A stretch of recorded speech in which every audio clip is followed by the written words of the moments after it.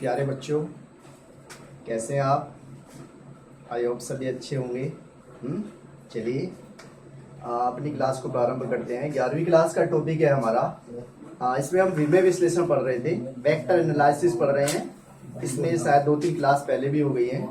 हम सदिशों का विश्लेषण पढ़ रहे हैं। सदिश किससे कहते हैं, सदिशों को जोड़ते कैसे हैं, उनका सदिश गुणन कैसे निकालते हैं हम, उनका अदिश गुणन कैसे निकालते हैं, इसके बारे में हम डिस्कस कर रहे थे। ठीक, आज है दो सदिशों के गुणन। पहले हमने अदिश पढ़ा, दो सदिशों का अदिश गुणनफल, जिसे हम स्केलर प्रोडक्ट कहते हैं या डॉट प्रोडक्ट भी कहते हैं, उसे हमने पहले पढ़ चुके हैं। आज है हमारा दो सदिशों का सदिश गुणन हम कैसे निकालते हैं, कौन कौन सी प्रॉपर्टीज दो सदिशों के सदिश गुणन को फॉलो करती है, इसके बारे में हम डिस्कस करेंगे। दो सदिशों का सदिश गुणन, उनके परिमाण, दो सदिशों का सदिश गुणन, उनके परिमाण तथा उनके बीच बने कोण की ज्या के गुणनफल के बराबर होता है। क्या बता रहा हूं मैं? दो सदिशों का सदिश गुणन मतलब अगर मान लीजिए दो सदिश कौन कौन से हैं, दो सदिश vector A comma vector B है हमारे पास में, vector A comma vector B है। अब अगर मैं इनका सदिश गुणन निकालूं तो किसके बराबर हो जाएगा? वेक्टर ए क्रॉस भी बोलते हैं इसे। अगर हम इनका सदिश गुणन निकाले तो इसे क्या बोलते हैं? हम क्रॉस भी बोलते हैं। ए क्रॉस बी, चिन्ह किसका लगा हुआ होगा? मल्टीप्लाई का, गुणा का चिन्ह लगा हुआ होगा। लेकिन यहाँ पर हम इसे गुणा ना बोलकर क्या बोलते हैं? वेक्टर के केस में हम इसे क्रॉस बोलते हैं, ए क्रॉस बी, या सदिश गुणन भी बोलते हैं हम इसका। तो A cross B is equal to किसके बराबर होगा? वेक्टर ए बी इंटू में किसके बराबर होगा? साइन थीटा के बराबर होगा। Vector A into B sine theta के बराबर होगा। अब ए बी क्या है हमारे, साइन थीटा क्या है हमारा?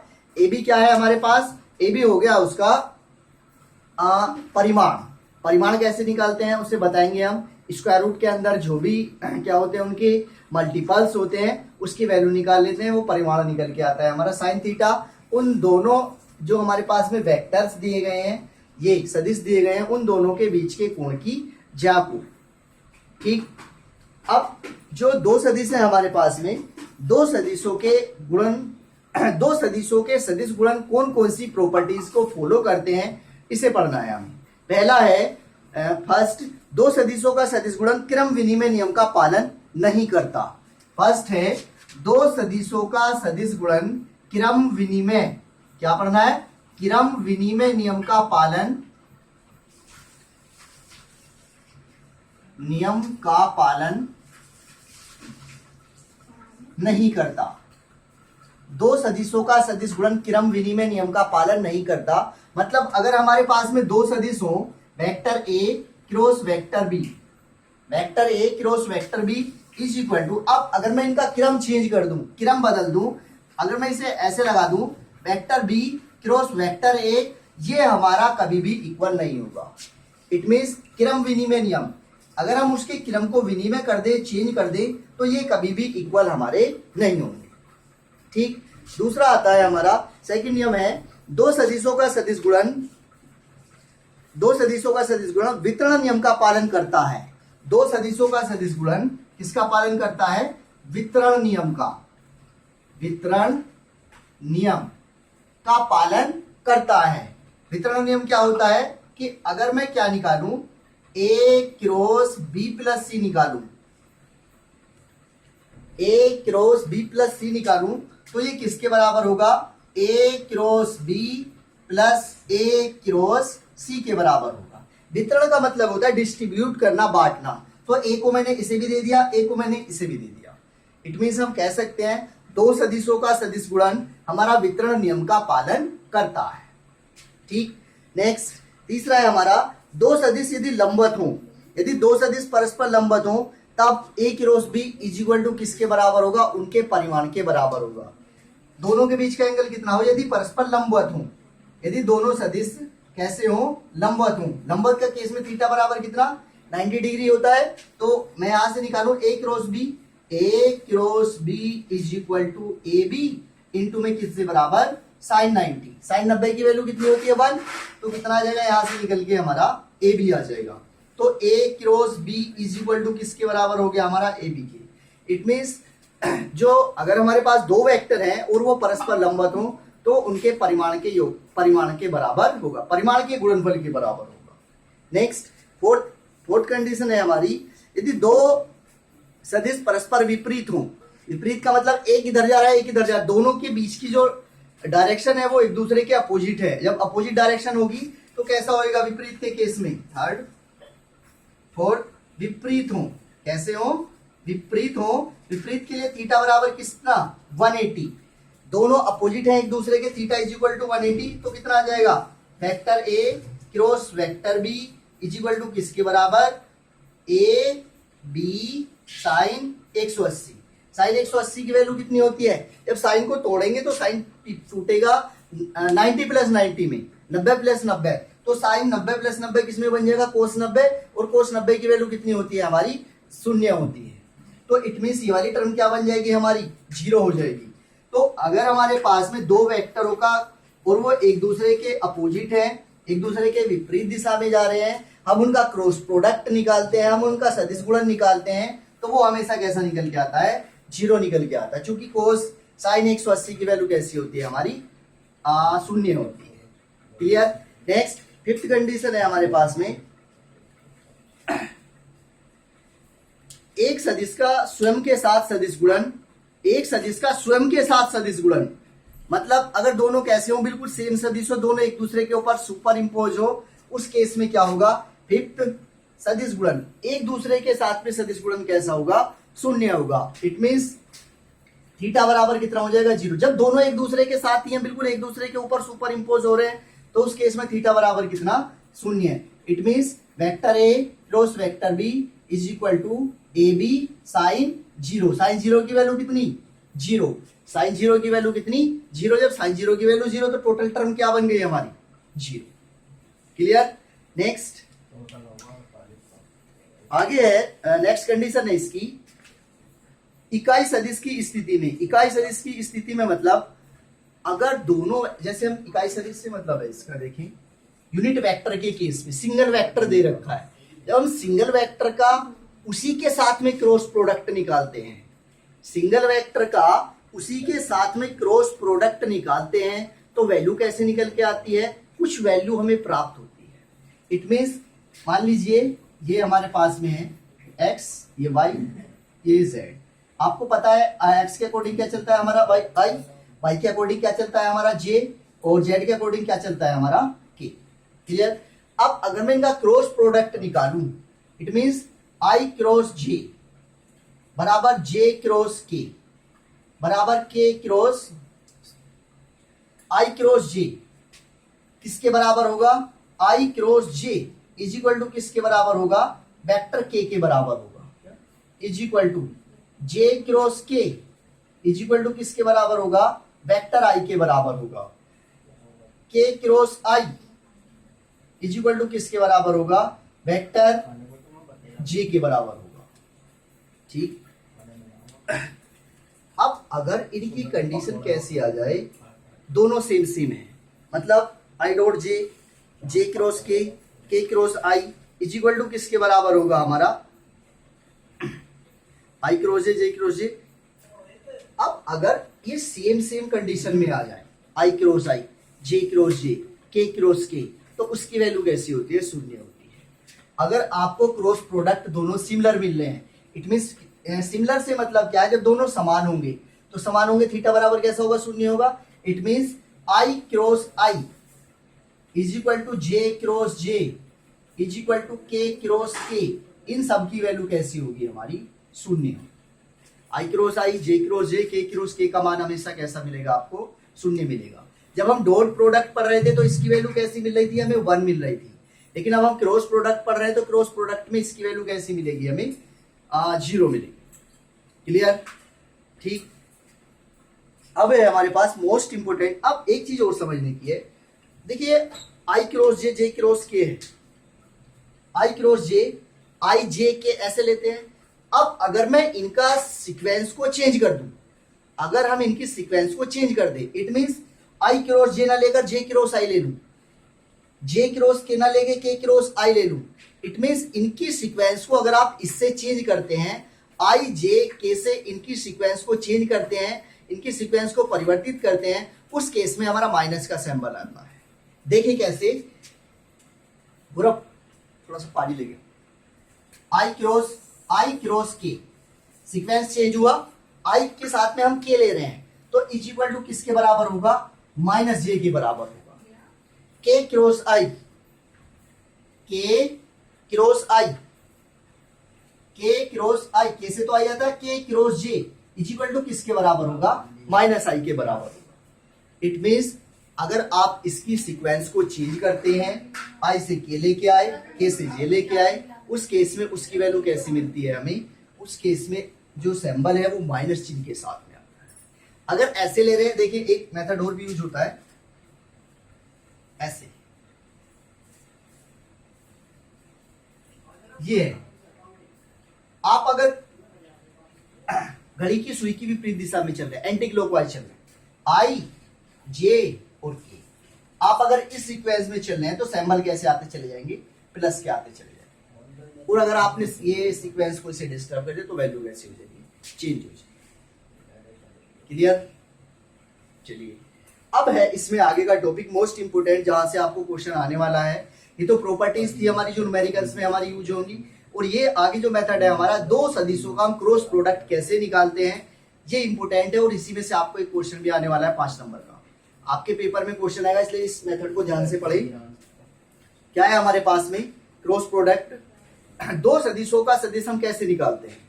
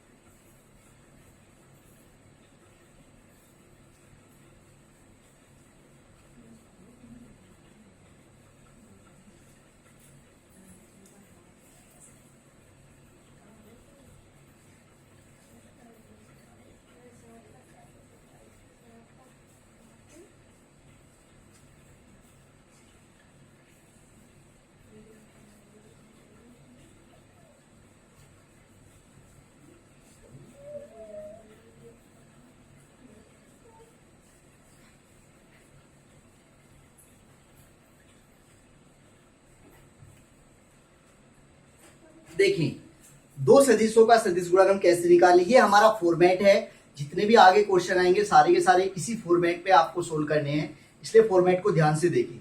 आपको जो दो सदिश मिलेंगे वो कुछ इस फॉर्म के मिलेंगे। मान लीजिए एक सदिश क्या है हमारा, vector A is equal to a1x, a1i ले लो, a1i plus a2j plus a3k।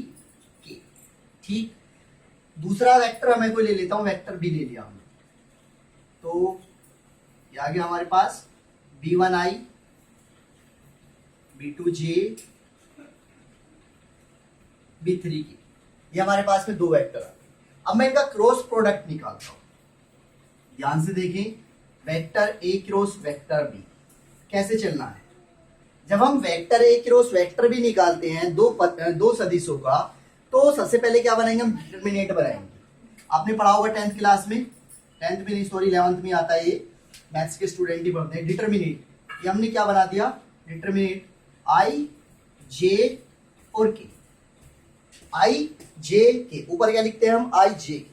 अब जो इनके कोफिशिएंट है पहले किसके रखेंगे, जो वैल्यू पहले रखी हुई है ए क्रॉस बी निकालने हैं, तो जो वैल्यू पहले है पहले वाली रखेंगे, मतलब ए वाली वैल्यू पहले, तो कितना a1 a2 a3। ठीक, जिस जो बाद में है उसके कोफिशिएंट b1 b2 और b3, a1 a2 a3 b1 b2 b3। Clear, निकालें, इज इक्वल टू पहले क्या ले, आई ले, आई। जब आप आई वाले को निकालते हैं, जब आप आई को निकालते हैं तो इन दोनों को बंद कर लीजिए, ऐसे समझिए ये है ही नहीं हमारे पास में। तो कैसे करेंगे, क्रॉस मल्टीप्लाई करते हैं, राइट से लेफ्ट की ओर, राइट से लेफ्ट की ओर जिसको हमने आई बाहर लिख दिया तो ये खत्म और ऊपर वाली लाइन खत्म। ये समझिए आपके पास में है ही नहीं, ये दोनों लाइन आपके पास में है ही नहीं। खाली क्या बचा आपके पास, A2, A3, B2 और B3 बची। तो राइट टू लेफ्ट, सीधे हाथ की तरफ से उल्टे हाथ की तरफ, तो इससे ये, इसका मतलब A2 इंटू B3, माइनस का चिन्ह लगाइए, माइनस। ठीक, अब left to right, left to right, B2 A3, B2 A3, clear. Bracket बंद कर दीजिए, आई का केस खत्म। माइनस का चिन्ह लगाएंगे, जे लेंगे, माइनस का चिन्ह लगाएंगे, जे लेंगे। अब के जे वाली लाइनिंग खत्म। ठीक, फिर से वही right to left, A1 B3, फिर से माइनस का चिन्ह, माइनस का चिन्ह फॉर्मूले में है, ध्यान रखें। ये खत्म, B1 A3, कितना, B1 A3, फिर से ये क्या, प्लस आई प्लस के साथ, जे माइनस के साथ, फिर से के किसके साथ, प्लस के साथ। अब के लास्ट वाली लाइनिंग खत्म।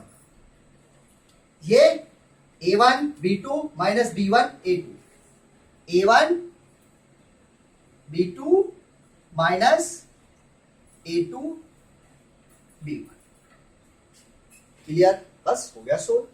अंदर जो भी हमारे इनके कोफिशिएंट लिखे हुए होंगे उन कोफिशिएंट का मल्टीप्लाई कर लेंगे, उनकी गुणा कर लेंगे, माइनस का चिन्ह लगा हुआ है, इसके अकॉर्डिंग जो भी वैल्यूज हमारी बनती है उसकी मल्टीप्लाई किसके साथ करेंगे हम, आई वाली टर्म्स के साथ। सिमिलरली इसके लिए, सिमिलरली इसके, क्लियर। ये हमारा मेथड था क्या निकालने का, ए क्रॉस बी निकाल। चलिए आगे देखते हैं नेक्स्ट प्रॉपर्टी क्या आती है इसकी। अब है इसमें आगे दो सदिशों के बीच का सदिश कोण निकालना चाहें, अगर हम दो अदिशों के बीच का कोण कैसे निकालते हैं। अगर हमारे पास में मान लीजिए कोई दो सदिश, ये हो गया सदिशों के बीच का, एक क्रॉस भी निकालना आ गया। बहुत अच्छे से इसके न्यूमेरिकल्स कराएंगे तब और भी क्लियर हो जाएगा आपको। अब है दो अदिशों के बीच का कोण कैसे फाइंड करते हैं। मान लीजिए हमारे पास में दो अदिश हैं, vector P comma vector Q है। अब अगर मैं इनके बीच का कोण निकालना चाहूं, कोस थीटा, क्या निकालें, कोस थीटा, तो किसके बराबर होगा हमारे पास में कोस थीटा, अगर हम निकालें कोस वेक्टर P इंटू में vector Q is equal to किसके बराबर, कोस वेक्टर P इंटू में vector Q is equal to किसके बराबर हो जाएगा, px। देखो P से मतलब A और B का ही है, चलो A और B ले लेते हैं, P क्यों नहीं लेते हैं हम, A और B ले लेते हैं, वेक्टर A और वेक्टर B। ठीक, इनके कोफिशिएंट ये रखे हुए हैं, इनके कोफिशिएंट ये रखे हुए, ये रहे इधर। तो अब अगर मैं इन दोनों के बीच कौन सी प्रॉपर्टी है, शायद 7 प्रॉपर्टी है, इन दोनों के बीच का अगर मैं कोण निकालना चाहूं तो cos vector A dot vector B is equal to किसके बराबर होगा हमारा, A1 B1 A2 B2 A3 B3, ये आ गया। और अपॉन स्क्वायर रूट के अंदर A1 square plus A2 square plus A3 square into square root के अंदर B1 square plus B2 square plus B3 square. मतलब इनका हम क्या निकाल देंगे, नीचे वालों का परिमाण निकलता है हमारा इस प्रकार से।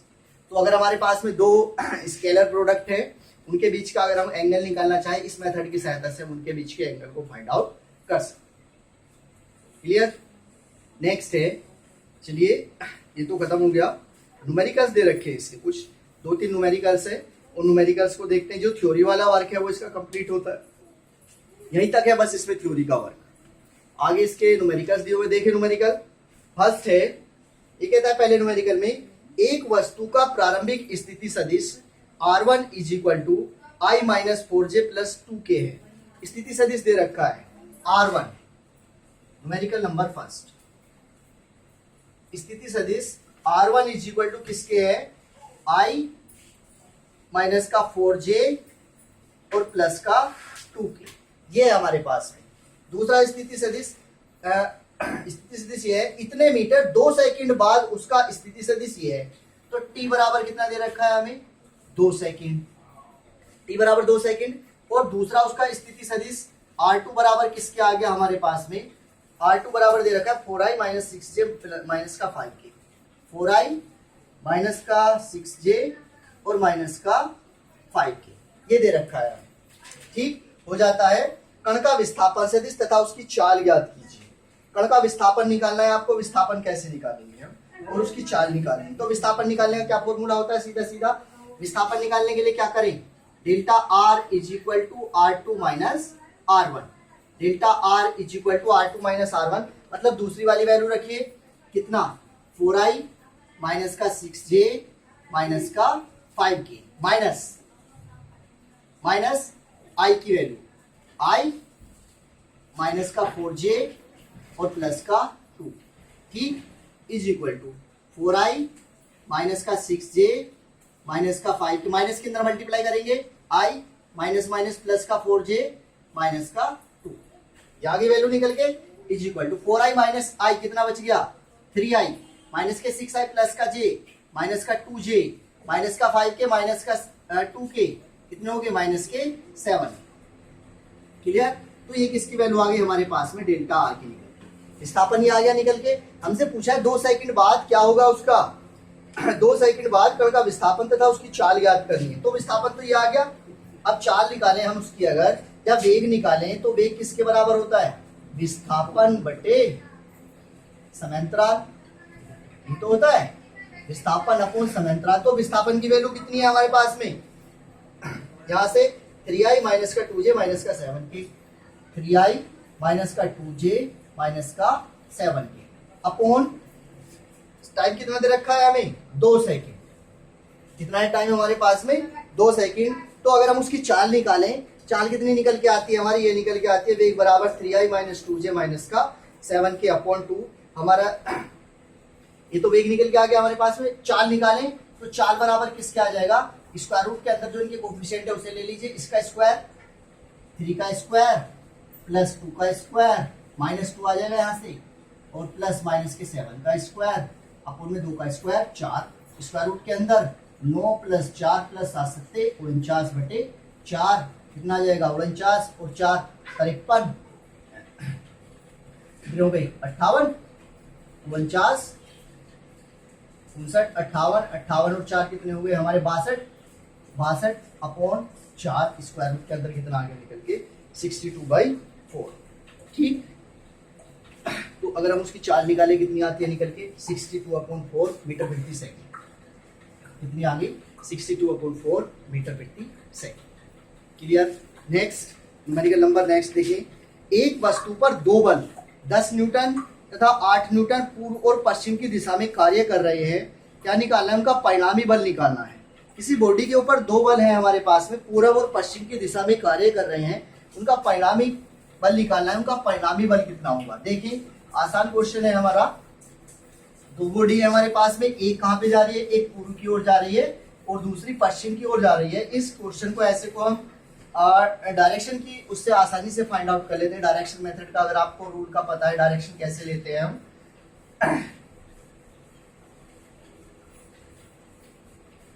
देखिए ये कहता है इसमें न्यूमेरिकल नंबर 2 में, क्वेश्चन नंबर 2 इसमें कहता है एक वस्तु पर 2 बल 10 न्यूटन और 8 न्यूटन पूर्व और उत्तर की दिशा में कार्य कर रहे हैं।